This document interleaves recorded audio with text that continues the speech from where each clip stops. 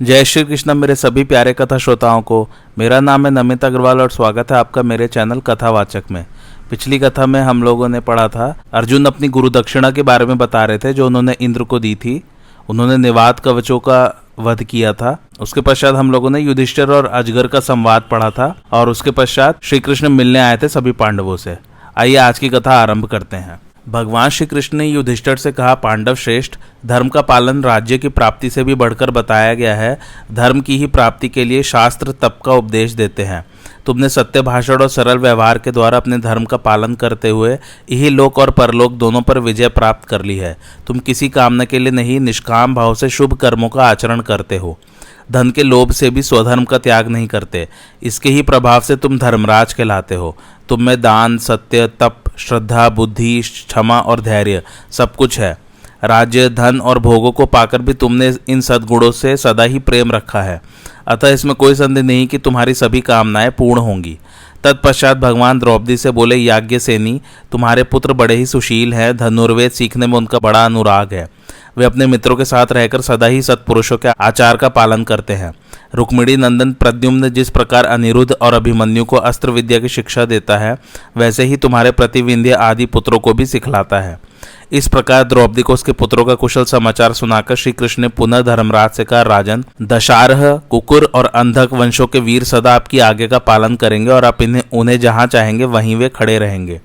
आपकी प्रतिज्ञा का समय पूरा होते ही दशारह वंशी योद्धा आपके शत्रुओं की सेना का संहार कर डालेंगे। फिर आप सदा के लिए शोक रहित हो अपना राज्य प्राप्त कर हस्तिनापुर में प्रवेश करेंगे।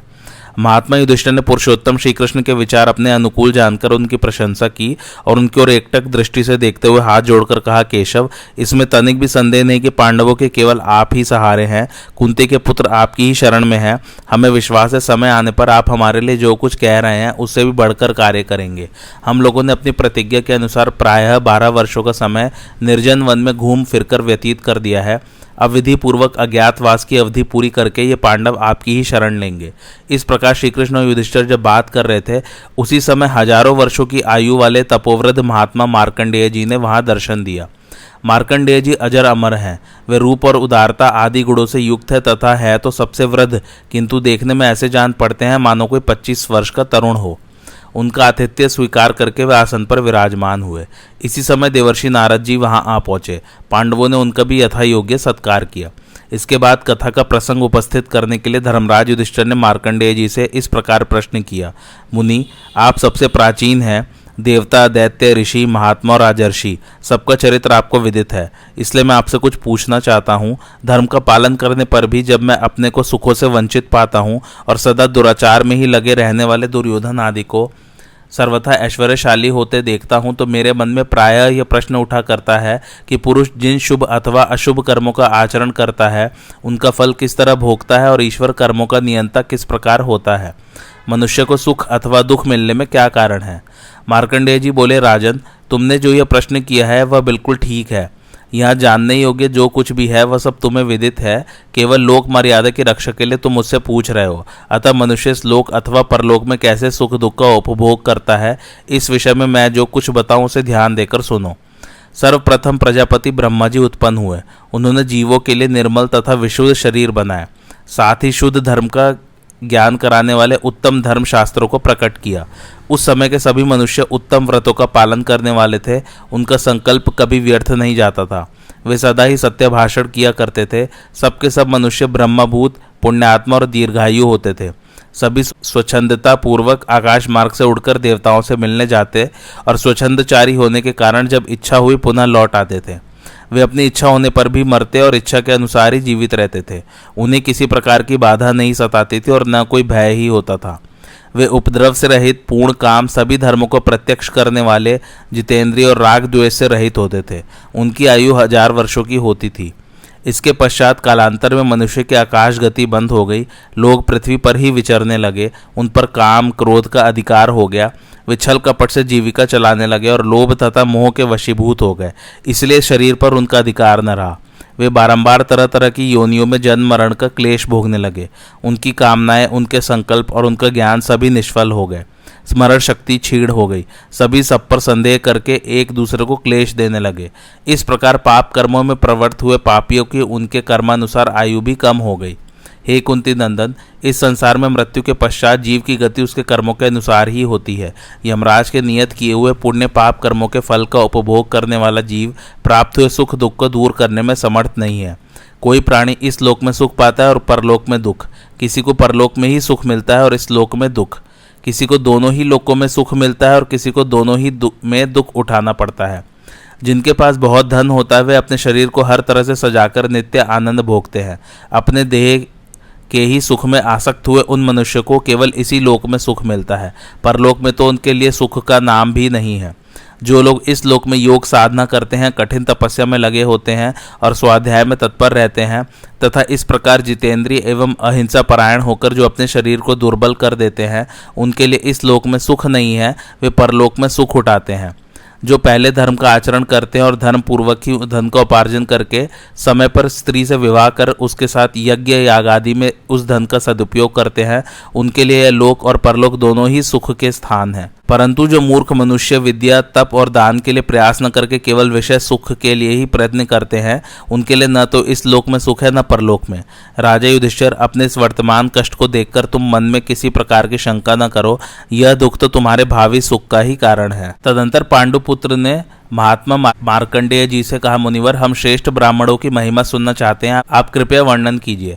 मार्कंडेय जी बोले, है वंशी क्षत्रियों का पर पुरंजय नामक एक राजकुमार जो बड़ा ही सुंदर और अपने वंश की मर्यादा को बढ़ाने वाला था, एक दिन वन में शिकार खेलने के लिए गया।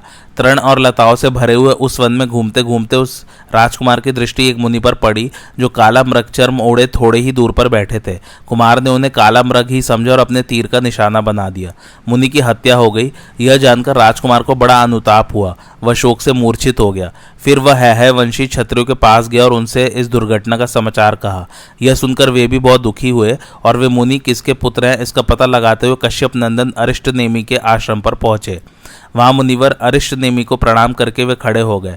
मुनि ने उनके आतिथ्य सत्कार के लिए मधुपर्क आदि सामग्री अर्पण की।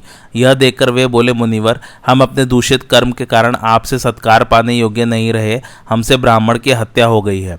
ब्रह्मर्षि अरिष्टनेमि ने कहा, आप लोगों से ब्राह्मण की हत्या कैसे हुई और वह मरा हुआ ब्राह्मण कहाँ है? उनके पूछने पर क्षत्रियों ने मुनि के वध का सारा समाचार ठीक ठीक बता दिया और उन्हें साथ लेकर उस स्थान पर आए जहाँ मुनि की हत्या हुई थी, किंतु वहाँ उन्हें मरे हुए मुनि की लाश नहीं मिली। तब मुनिवर अरिष्टनेमि ने उनसे कहा, पर पुरंजय, इधर देखो, यही वह ब्राह्मण है जिसे तुम लोगों ने मार डाला था। यह मेरा ही पुत्र है और तपोबल से युक्त है। उस मुनि कुमार को जीवित देख वे लोग बड़े आश्चर्य में पड़े और कहने लगे, यह तो बड़े ही आश्चर्य की बात है, यह मरा हुआ मुनि यहाँ कैसे आ गया? इसे किस प्रकार जीवन मिला? क्या यह तपस्या का ही बल है जिसने इसे पुनः जीवित कर दिया? विप्रवर, हम यह सब रहस्य सुनना चाहते हैं। ब्रह्मर्षि ने उनसे कहा, राजाओं, मृत्यु हम लोगों पर अपना प्रभाव नहीं डाल सकती। इसका क्या कारण है यह भी हम आप लोगों को बताते हैं। हम सदा सत्य ही बोलते हैं और सर्वदा अपने धर्म का पालन करते रहते हैं, इसलिए हमें मृत्यु का भय नहीं है। हम ब्राह्मणों के कुशल की, उनके शुभ कर्मों की ही चर्चा करते हैं, उनके दोषों का बखान नहीं करते। हम अतिथियों को अन्न और जल से तृप्त करते हैं। हम पर जिनके पालन का भार है उन्हें पूर्ण भोजन देते हैं और उनसे बचा हुआ अन्न स्वयं भोजन करते हैं। हम सदा शम दम क्षमा तीर्थ सेवन और दान में तत्पर रहने वाले हैं, पवित्र देश में निवास करते हैं। इन सब कारणों से भी हमें मृत्यु का भय नहीं है। ये सब बातें मैंने संक्षेप में ही सुनाई हैं। अब आप जाएं, ब्रह्म हत्या के पाप से इस समय आप लोगों को कोई भय नहीं रहा। यह सुनकर उन है वंशी क्षत्रियों ने एवमस्तु कहकर मुनिवर अरिष्टनेमि का सम्मान एवं पूजन किया और प्रसन्न होकर अपने देश को चले गए। इसके बाद पांडुनंदन युधिष्ठिर ने मार्कंडेय जी से कहा, अब आप हमें वैवस्वत मनु के चरित्र सुनाइए। मार्कंडेय जी बोले, राजन, विवस्वान यानी कि सूर्य के एक प्रतापी पुत्र था जो प्रजापति के समान कांतिमान और महान ऋषि था। उसने बद्रिकाश्रम में जाकर एक पैर पर खड़े हो दोनों बाहें ऊपर उठाकर 10,000 वर्ष तक बड़ा भारी तप किया। एक दिन की बात है, मनु चीरणी नदी के तट पर तपस्या कर रहे थे। वहाँ उनके पास एक मत्स्य आकर बोला, महात्मन, मैं एक छोटी सी मछली हूँ, मुझे अपने से बड़ी मछलियों से सदा भय बना रहता है, आप कृपा करके मेरी रक्षा करें। वैवस्वत मनु को उस मत्स्य की बात सुनकर बड़ी दया आई। उन्होंने उसे अपने हाथ पर उठा लिया और पानी से बाहर लाकर एक मटके में रख दिया। मनु का उस मत्स्य में पुत्र भाव हो गया था। उनकी अधिक देखभाल के कारण वह उस मटके में बढ़ने और पुष्ट होने लगा। कुछ ही समय में वह बहुत बढ़कर बड़ा हो गया, अतः मटके में उसका रहना कठिन हो गया। एक दिन उस मत्स्य ने मनु को देखकर कहा, भगवान अब आप मुझे इससे अच्छा कोई दूसरा स्थान दीजिए। तब मनु ने उसे मटके में से निकालकर एक बहुत बड़ी बावली में डाल दिया। वह बावली 2 योजन लंबी और 1 योजन चौड़ी थी। वहां भी वह मत्स्य अनेकों वर्षों तक बढ़ता रहा और इतना बढ़ गया कि अब उसका विशाल शरीर उसमें भी नहीं अट सका। एक दिन उसने फिर मनु से कहा, भगवान अब तो आप मुझे समुद्र की रानी गंगा जी के जल में डाल दें, वहां मैं आराम से रह सकूंगा, अथवा आप जहां ठीक समझे वहीं मुझे पहुंचा दें। मत्स्य के ऐसा कहने पर मनु ने उसे गंगा जी के जल में ले जाकर छोड़ दिया। कुछ काल तक वहां रहने के पश्चात वह और भी बढ़ गया। फिर उसने मनु को देखकर कहा, भगवान अब तो बहुत बड़ा हो जाने के कारण मैं गंगा जी में भी हिलडुल नहीं सकता, आप मुझ पर कृपा करके अब समुद्र में ले चलिए। तब मनु ने उसे गंगा जी के जल से निकाला और ले जाकर समुद्र के जल में डाल दिया। समुद्र में डालने पर उस महामत्स्य ने मनु से हंसकर कहा, तुमने मेरी हर तरह से रक्षा की है। अब इस अवसर पर जो कार्य उपस्थित है उसे मैं बताता हूँ, सुनो। थोड़े ही समय में इस चराचर जगत का प्रलय होने वाला है। समस्त विश्व के डूब जाने का समय आ गया है। अतः एक सुदृढ़ नाव तैयार कराओ, उसमें बटी हुई मजबूत रस्सी बांध दो और सप्तर्षियों को साथ लेकर उस पर बैठ जाओ। सब प्रकार के अन्न और औषधियों के बीजों का अलग अलग संग्रह करके उन्हें सुरक्षित रूप से नाव पर रख लो और नाव पर बैठे बैठे ही मेरी प्रतीक्षा करो। समय पर मैं सींग वाले महामत्स्य के रूप में आऊंगा और इससे तुम मुझे पहचान लेना। अब मैं जा रहा हूँ। उस मत्स्य के कथनानुसार मनु सब प्रकार के बीज लेकर नाव में बैठ गए और उताल तरंगों से लहराते हुए समुद्र में तैरने लगे। उन्होंने उस महामत्स्य का स्मरण किया। उनको चिंतित जानकर वह श्रृंगधारी मत्स्य नौका के पास आ गया। मनु ने उस रस्सी का फंदा उसके सींग में डाल दिया। उससे बंधकर वह मत्स्य उस नाव को बड़े वेग से समुद्र में खींचने लगा और नाव पर बैठे हुए लोगों को जल के ऊपर ही तैराता रहा। उस समय समुद्र में ऊंची ऊंची लहरें उठ रही थी। पानी के वेग से उसकी गर्जना हो रही थी। प्रलयकालीन वायु के झोंकों से वह नाव डगमगा रही थी। उस समय न भूमि का पता चलता था न दिशाओं का। द्युलोक और आकाश सब जलमय हो रहा था। केवल मनु, सप्तर्षि और वह मत्स्य ये ही दिखाई पड़ते थे। इस प्रकार वह महामत्स्य बहुत वर्षों तक महासागर में उस नाव को सावधानी से सब ओर खींचता रहा। उसके बाद वह उस नाव को खींचकर हिमालय की सबसे ऊंची चोटी पर ले गया और उस पर बैठे हुए ऋषियों से हंसकर बोला, हिमालय के शिखर में नाव को बांध दो, देरी न करो। यह सुनकर उन ऋषियों ने शीघ्र ही उस नाव को शिखर में बांध दिया। आज भी हिमालय का वह शिखर नौका बंधन नाम से विख्यात है। इसके बाद महामत्स्य ने पुनः उनके हित की बात कही, मैं भगवान प्रजापति हूँ, मुझसे पर दूसरी कोई वस्तु नहीं उपलब्ध होती। मैंने ही मत्स्य रूप धारण कर तुम लोगों को संकट से बचाया है। अब मनु को चाहिए कि देवता, असुर और मनुष्य आदि समस्त प्रजा की, सब लोगों की और संपूर्ण चराचर की सृष्टि करे। इन्हें जगत की सृष्टि करने की प्रतिभा तपस्या से प्राप्त होगी और मेरी कृपा से प्रजा की सृष्टि करते समय इन्हें मोह नहीं होगा। यह कहकर वह महामत्स्य अंतर्धान हो गया। इसके बाद जब मनु को सृष्टि करने की इच्छा हुई तो उन्होंने बहुत बड़ी तपस्या करके शक्ति प्राप्त की। उसके बाद सृष्टि आरंभ की। फिर तो वे पहले कल्प के समान ही प्रजा उत्पन्न करने लगे। युधिष्ठिर, इस प्रकार तुमको यह मत्स्य का प्राचीन उपाख्यान सुनाया है। मत्स्योपाख्यान सुनने के पश्चात युधिष्ठिर ने पुनः मुनिवर मार्कंडेय जी से कहा, महामुनि, आपने हजार हजार युगों के अंतर से होने वाले अनेकों महाप्रलय देखे हैं। इस संसार में आपके समान बड़ी आयु वाला दूसरा कोई दिखाई भी नहीं देता। आप भगवान नारायण के पार्षदों में विख्यात हैं। परलोक में आपकी महिमा का सर्वत्र गान होता है। आपने ब्रह्मा की उपलब्धि के स्थानभूत हृदय कमल की कर्णिका का योग की कला से उद्घाटन कर वैराग्य और अभ्यास से प्राप्त हुई दिव्य दृष्टि द्वारा विश्व रचयिता भगवान का अनेकों बार साक्षात्कार किया है। इसलिए सबको मारने वाली मृत्यु और सबके शरीर को छींट तथा दुर्बल बनाने वाली वृद्धावस्था आपका स्पर्श नहीं करती। महाप्रलय के समय जब सूर्य, अग्नि, वायु, चंद्रमा, अंतरिक्ष, पृथ्वी आदि में से कोई भी शेष नहीं रहता, सारे लोक जलमग्न हो जाते हैं, स्थावर, जंगम, देवता, असुर, सर्प आदि जातियां नष्ट हो जाती हैं, उस समय पद्म पत्र पर सोने वाले सर्वभूतेश्वर ब्रह्मा जी के पास रहकर केवल आप ही उपासना करते हैं। विप्रवर, यह सारा पूर्वकालीन इतिहास आपका प्रत्यक्ष देखा हुआ है, अनेकों बार अनुभव किया हुआ है। संपूर्ण लोकों में कोई ऐसी वस्तु नहीं है जो आपको ज्ञात न हो। अतः मैं आपसे सारी सृष्टि के कारण से संबंध रखने वाली कथा सुनना चाहता हूँ। मार्कंडेय जी बोले, राजन, मैं स्वयंभू भगवान ब्रह्मा को नमस्कार करके तुम्हें यह कथा सुनाता हूँ। ये जो हम लोगों के पास बैठे हुए पीताम्बरधारी जनार्दन श्री कृष्ण हैं, यही संसार की सृष्टि और संहार करने वाले हैं। यही भगवान समस्त भूतों के अंतर्यामी और उनके रचयिता हैं। ये परम पवित्र, अचिंत्य एवं आश्चर्यमय तत्व हैं। ये सबके कर्ता हैं, इनका कोई कर्ता नहीं है। पुरुषार्थ की प्राप्ति में भी यही कारण है। ये अंतर्यामी रूप से सबको जानते हैं, इन्हें वेद भी नहीं जानते। संपूर्ण जगत का प्रलय हो जाने के पश्चात इन आदिभूत परमेश्वर से ही यह संपूर्ण आश्चर्यमय जगत इंद्रजाल के समान पुनः उत्पन्न हो जाता है। 4000 दिव्य वर्षों का एक सत्ययुग बताया गया है। उतने ही 400 वर्ष उसकी संध्या और संध्यांश के होते हैं। इस प्रकार कुल 4800 दिव्य वर्ष सतयुग के हैं।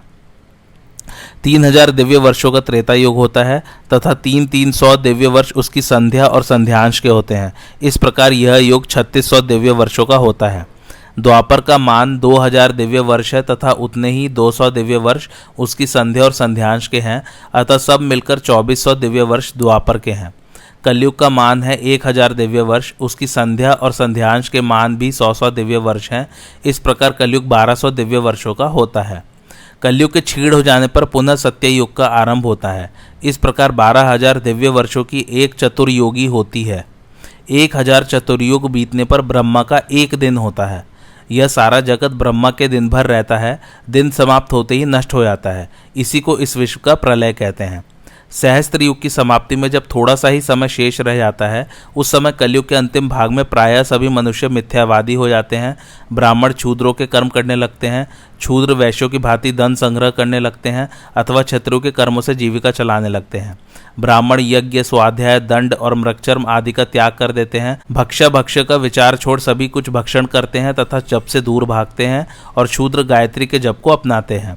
इस प्रकार जब लोगों के विचार और व्यवहार विपरीत हो जाते हैं तो प्रलय का पूर्व रूप आरंभ हो जाता है। पृथ्वी पर म्लेच्छों का राज्य हो जाता है। महान पापी और असत्यवादी आंध्र, शक, पुलिंद, यवन तथा आभीर जातियों के लोग राजा होते हैं। ब्राह्मण, क्षत्रिय और वैश्य सभी अपने अपने धर्म त्याग कर दूसरे वर्णों के कर्म करने लगते हैं। सबकी आयु, बल और पराक्रम घट जाते हैं। मनुष्य नाटे कद के होने लगते हैं। उनकी बातचीत में सत्य का अंश बहुत कम होता है। उस समय की स्त्रियां भी नाटे कद वाली और बहुत बच्चे पैदा करने वाली होती हैं। उनमें शील और सदाचार नहीं रह जाता। गांव गांव में अन्न बिकने लगता है। ब्राह्मण वेद बेचते हैं, स्त्रियां वेश्यावृत्ति करने लगती हैं। गायें बहुत कम दूध देती हैं। वृक्षों में फूल फल बहुत कम लगते हैं। उन पर अच्छे पक्षियों के बदले अधिकतर कौवे ही बसेरा लेते हैं। ब्राह्मण लोग लोभवश राजाओं से भी दक्षिणा लेते हैं, झूठे धर्म का ढोंग रचते हैं, भिक्षा मांगने के बहाने से 10 दिशाओं में घूम घूम कर चोरी करते हैं। गृहस्थ भी अपने ऊपर टैक्स का भार बढ़ जाने से इधर उधर चोरी करते फिरते हैं। ब्राह्मण मुनियों का वेश बनाकर वैश्यवृत्ति से जीविका चलाते हैं तथा मदिरा पीते और गुरु पत्नी के साथ व्यभिचार करते हैं। जिनसे शरीर में मांस और रक्त बढ़े उन लौकिक कार्यों को ही करते हैं। दुर्बल होने के भय से व्रत और तपस्या का नाम नहीं लेते। उस समय न तो समय पर वर्षा होती है और न बोए हुए बीज ही ठीक तरह से जमते हैं। लोग बनावटी तौल नाप से व्यापार करते हैं तथा व्यापारी बड़े कपटी होते हैं।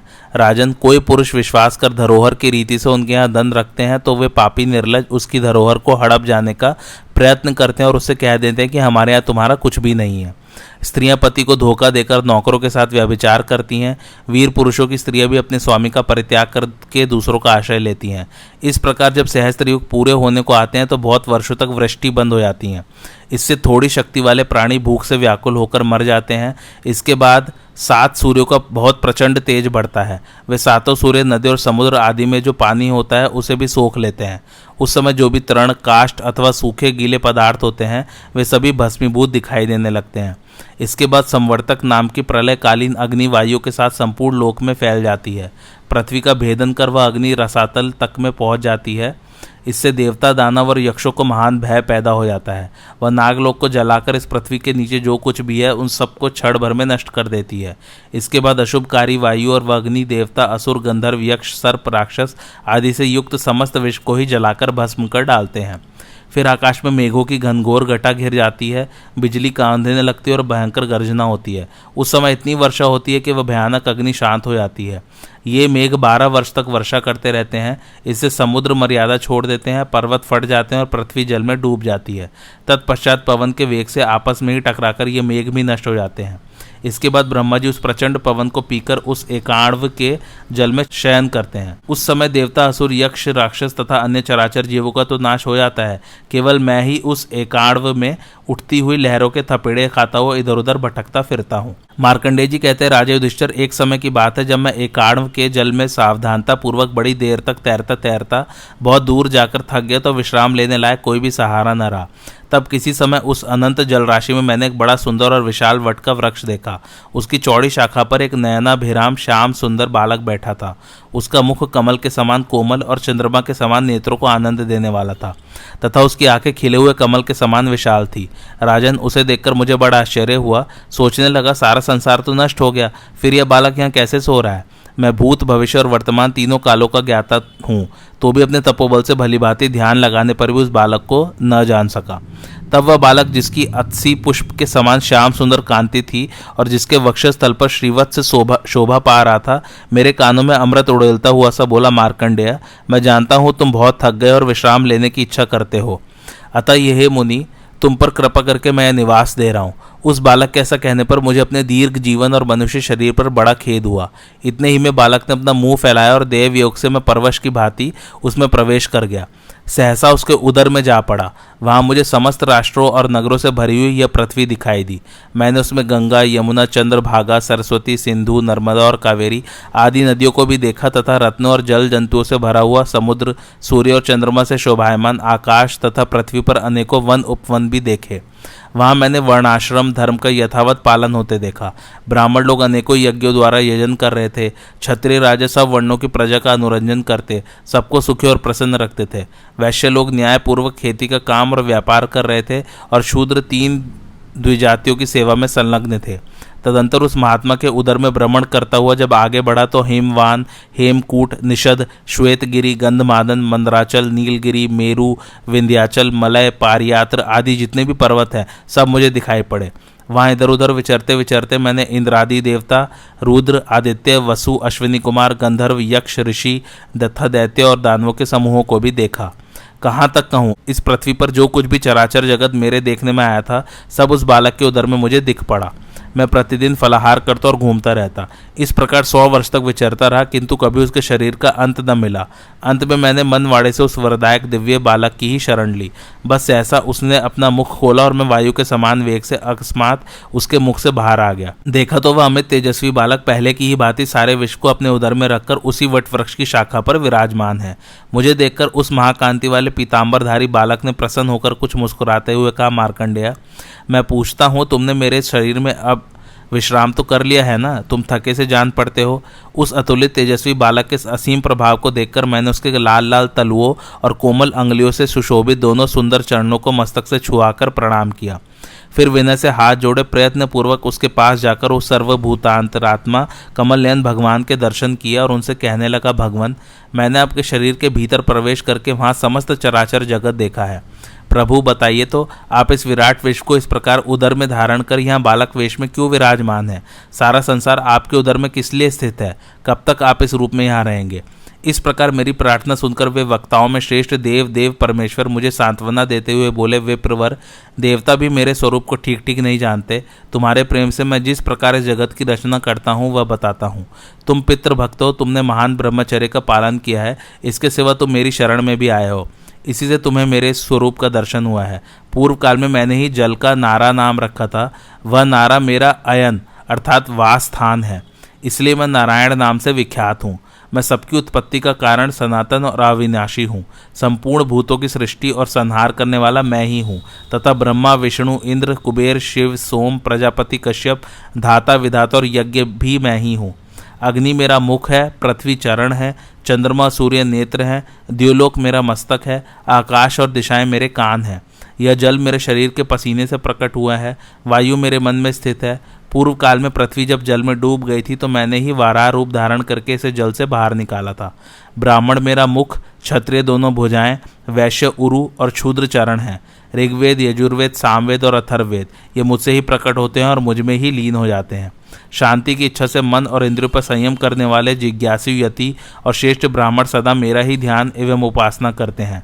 आकाश के तारे मेरे रोमकूप हैं, समुद्र और चारों दिशाएं मेरे वस्त्र, शैया और निवास मंदिर हैं। मार्कंडेय, जिन धर्मों के आचरण से मनुष्य को कल्याण की प्राप्ति होती है वे है सत्य, दान, तप और अहिंसा। द्विजगण सम्यक प्रकार से वेदों का स्वाध्याय और अनेकों प्रकार के यज्ञ करके शांतचित एवं क्रोध शून्य होकर मुझे ही प्राप्त करते हैं। पापी, लोभी, कृपण, अनार्य और अजितेंद्रिय पुरुषों को मैं कभी नहीं मिल सकता। जब जब धर्म की हानि और अधर्म का उत्थान होता है तब तब मैं अवतार धारण करता हूँ। देवता, मनुष्य, गंधर्व, नाग, राक्षस आदि प्राणियों तथा स्थावर भूतों को भी मैं अपनी माया से ही रचता हूँ और माया से ही उनका संहार करता हूँ। मैं सृष्टि रचना के समय अचिंत्य स्वरूप धारण करता हूँ और मर्यादा की स्थापना तथा रक्षा के लिए मानव शरीर से अवतार लेता हूँ। सत्य युग में मेरा वर्ण श्वेत, त्रेता में पीला, द्वापर में लाल और कलयुग में कृष्ण होता है। कली में धर्म का एक ही भाग शेष रह जाता है और अधर्म के 3 भाग रहते हैं। जब जगत का विनाश काल उपस्थित होता है तब महादारुण काल रूप होकर मैं अकेला ही स्थावर जंगम संपूर्ण त्रिलोकी को नष्ट कर देता हूँ। मैं स्वयंभू सर्वव्यापक अनंत इंद्रियों का स्वामी और महान पराक्रमी हूँ। यह जो सब भूतों का संहार करने वाला और सबको उद्योगशील बनाने वाला निराकार काल चक्र है, इसका संचालन मैं ही करता हूँ। हे मुनिश्रेष्ठ, ऐसा मेरा स्वरूप है। मैं संपूर्ण प्राणियों के भीतर स्थित हूँ, किंतु मुझे कोई नहीं जानता। मैं शंख चक्र गदा धारण करने वाला विश्वात्मा नारायण हूँ। सहस्त्र युग के अंत में जो प्रलय होता है, उसमें उतने ही समय तक सब प्राणियों को मोहित करके जल में शयन करता हूँ। यद्यपि मैं बालक नहीं हूँ, फिर भी जब तक ब्रह्मा नहीं जागता तब तक बालक रूप धारण करके यहाँ रहता हूँ। विप्रवर, इस प्रकार मैंने तुमसे अपने स्वरूप का उपदेश किया है, जिसको जानना देवता और असुरों के लिए भी कठिन है। जब तक भगवान ब्रह्मा का जागरण न हो तब तक तुम श्रद्धा और विश्वास पूर्वक सुख से विचरते रहो। ब्रह्मा के जागने पर मैं उनसे एकीभूत होकर आकाश, वायु, तेज, जल और पृथ्वी की तथा अन्य चराचर भूतों की भी सृष्टि करूंगा। युधिष्ठिर, यह कहकर वे परम अद्भुत भगवान बाल मुकुंद अंतर्धान हो गए। इस प्रकार मैंने सहस्त्र युग के अंत में यह आश्चर्यजनक प्रलय लीला देखी थी। उस समय जिन परमात्मा का मुझे दर्शन हुआ था, ये तुम्हारे संबंधी श्री कृष्ण चंद्र वे ही हैं। इन्हीं के वरदान से मेरी स्मरण शक्ति कभी छीड़ नहीं होती। आयु लंबी हो गई और मृत्यु मेरे वश में रहती है। ये वृष्णि वंश में उत्पन्न हुए श्री कृष्ण वास्तव में पुराण पुरुष परमात्मा है। इनका स्वरूप अचिंत्य है, तो भी ये हमारे सामने लीला करते हुए से दिख रहे हैं। यही इस विश्व की सृष्टि, पालन और संहार करने वाले सनातन पुरुष हैं। इनके वक्षस्थल में श्रीवत्स का चिन्ह है। ये गोविंद ही प्रजापतियों के भी पति हैं। इन्हें यह देखकर मुझे इस घटना की स्मृति हो आई है। पांडवों, ये माधवी सबके पिता माता हैं। तुम इन्हीं की शरण में जाओ, यही सबको शरण देने वाले हैं। मार्कंडेय मुनि के इस प्रकार कहने पर युधिष्ठिर, भीम, अर्जुन, नकुल, सहदेव और द्रौपदी सबने उठकर भगवान श्री कृष्ण को प्रणाम किया और भगवान ने भी उनका आदर करते हुए आश्वासन दिया। युधिष्ठिर ने उपर्युक्त कथा सुनकर मार्कंडेय जी से कहा, भार्गव, आपसे मैंने उत्पत्ति और प्रलय की आश्चर्यमयी कथा सुनी। अब मुझे कलयुग के विषय में सुनने का कौतूहल हो रहा है। कली में जब संपूर्ण धर्मों का उच्छेद हो जाएगा, उसके बाद क्या होगा? कलयुग में मनुष्य के पराक्रम कैसे होंगे? उनके आहार विहार का स्वरूप क्या होगा? लोगों की आयु कितनी होगी? पहनावे कैसे होंगे? कलयुग के किस सीमा तक पहुंचने पर पुनः सत्ययुग का आरंभ हो जाएगा? मुनिवर, इन सब बातों का विस्तार के साथ बताइए, क्योंकि आपके कहने का ढंग बड़ा ही विचित्र है। युधिष्ठिर के इस प्रकार पूछने पर मार्कंडेय जी श्री कृष्ण और पांडवों से पुनः कहने लगे, राजन, कलिकाल आने पर इस जगत का भविष्य कैसा होगा, इस विषय में मैंने जैसा सुना और अनुभव किया है वह सब तुम्हें बताता हूँ। ध्यान देकर सुनो। सत्ययुग में धर्म अपने संपूर्ण रूप में प्रतिष्ठित होता है। उसमें छल कपट या दंभ नहीं होता। उस समय उस धर्म रूपी वृषभ के चारों चरण मौजूद रहते हैं। त्रेता युग में एक अंश में अधर्म अपना पैर जमा लेता है। इससे धर्म का एक पैर छीड़ हो जाता है, फिर 3 ही पैरों से वह स्थित रहता है। द्वापर में धर्म आधा ही रह जाता है, आधे में अधर्म आकर मिल जाता है। फिर तमोमय कलयुग के आने पर 3 अंशों से इस जगत पर अधर्म का आक्रमण होता है, चौथाई अंश में ही धर्म रह आता है। सत्ययुग के बाद ज्यो ज्यो दूसरा युग आता है, त्यों ही तो मनुष्य की आयु, बुद्धि, बल और तेज का ह्रास होता जाता है। युधिष्ठिर, कलयुग में ब्राह्मण, क्षत्रिय, वैश्य और शूद्र सभी जातियों के लोग भीतर कपट रखकर धर्म का आचरण करेंगे। ये जो कलयुग का वर्णन मैं कर रहा हूँ, ये मैंने ऑलरेडी रामायण में 57वें एपिसोड में किया हुआ है। आप मेरे चैनल में जाके देख सकते हैं। थोड़ा सा लेकिन और बता देता हूँ। युगांत आने पर समस्त प्राणियों का भाव हो जाएगा। सारी दिशाएं प्रज्वलित हो उठेंगी, तारों की चमक जाती रहेगी, नक्षत्र और ग्रहों की गति विपरीत हो जाएगी, लोगों को व्याकुल करने वाली प्रचंड आंधियां उठेंगी, महान भय की सूचना देने वाले उल्कापात अनेकों बार होंगे। एक सूर्य तो है ही, 6 और उदय होंगे और सातों एक साथ तपेंगे। कड़कती हुई बिजली गिरेगी, सब दिशाओं में आग लगेगी। उदय और अस्त के समय सूर्य राहु से ग्रस्त सा दिख पड़ेगा। इंद्र बिना समय की ही वर्षा करेगा। बोई हुई खेती उगेगी ही नहीं। स्त्रियां कठोर स्वभाव वाले और कटु भाषणी होंगी, उन्हें रोना ही अधिक पसंद होगा। वे पति की आज्ञा में नहीं रहेंगी। पुत्र माता पिता की हत्या करेगा। पत्नी अपने बेटे से मिलकर पति का वध कर डालेगी। अमावस्या के बिना ही सूर्य ग्रहण लगेगा। पथिकों को मांगने पर कहीं अन्न जल या ठहरने के लिए स्थान नहीं मिलेगा। वे सब ओर से कोरा जवाब पाकर निराश और रास्तों पर ही पड़े रहेंगे। कौवे, हाथी, पशु, पक्षी और मृग आदि युगांतक के समय बड़ी कठोर वाणी बोलेंगे। मनुष्य मित्रों, संबंधियों तथा अपने कुटुंब के लोगों को भी त्याग देंगे। स्वदेश त्याग कर परदेश का आश्रय लेंगे। सभी लोग हाथ हाथ हा बेटा इस प्रकार दर्द भरी पुकार मचाते हुए भूमंडल में भटकते फिरेंगे। युगांत में संसार की यही अवस्था रहेगी।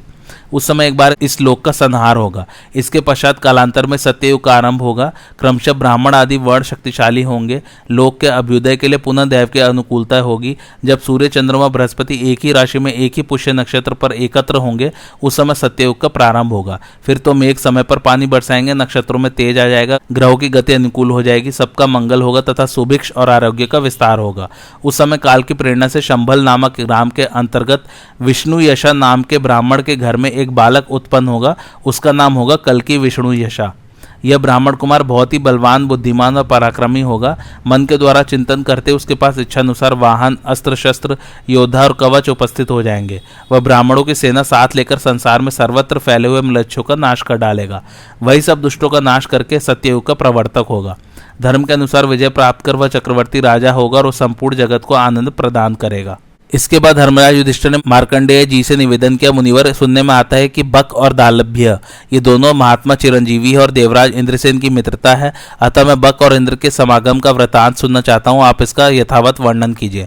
मार्कंडेय जी बोले, एक समय देवता और असुरों में बड़ा भारी संग्राम हुआ। उसमें इंद्र विजयी हुए और उन्हें तीनों लोकों का साम्राज्य प्राप्त हुआ। समय पर भली भांति वर्षा होने के कारण खेती की उपज अधिक होती थी, प्रजा को कोई रोग नहीं होता था और सब लोग अपने धर्म में स्थित रहते थे। सबके दिन बड़े चैन से बीत रहे थे।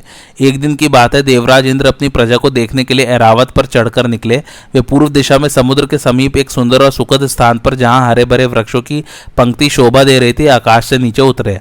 वहां एक बहुत सुंदर आश्रम था, जहां बहुत से मृग और पक्षी दिखाई पड़ते थे। उस रमणीक आश्रम में इंद्र ने बक मुनि का दर्शन किया। बक भी देवराज इंद्र को देखकर मन में बहुत प्रसन्न हुए और उन्हें बैठने को आसन देकर पाद्य, अर्घ्य तथा फल मूल आदि के द्वारा उनका पूजन आतिथ्य सत्कार किया। तत्पश्चात इंद्र ने बक मुनि से इस प्रकार प्रश्न किया, ब्राह्मण, आपकी उम्र 1,00,000 वर्ष की हो गई। अपने अनुभव से बताइए, अधिक काल तक जीवित रहने वालों को क्या क्या दुख देखना पड़ता है। बक ने कहा, अप्रिय मनुष्यों के साथ रहना पड़ता है, प्रिय व्यक्तियों के मर जाने से उनके वियोग का दुख सहते हुए जीवन बिताना पड़ता है, और कभी कभी दुष्ट मनुष्यों का संग भी प्राप्त होता रहता है। चिरंजीवी मनुष्यों के लिए इससे बढ़कर और क्या दुख होगा। अपनी आंखों के सामने स्त्री और पुत्रों की मृत्यु होती है, भाई बंधु और मित्रों का सदा के लिए वियोग हो जाता है, जीवन निर्वाह के लिए पराधीन होकर रहना पड़ता है, दूसरे लोग तिरस्कार करते हैं। इससे बढ़कर दुख और क्या हो सकता है। इंद्र ने पूछा, मुनि, अब यह बताइए, चिरंजीवी मनुष्य को सुख किस बात में है। बक ने कहा, जो अपने परिश्रम से उपार्जन करके घर में केवल साग बनाकर खाता है मगर दूसरे के अधीन नहीं है, उसे ही सुख है।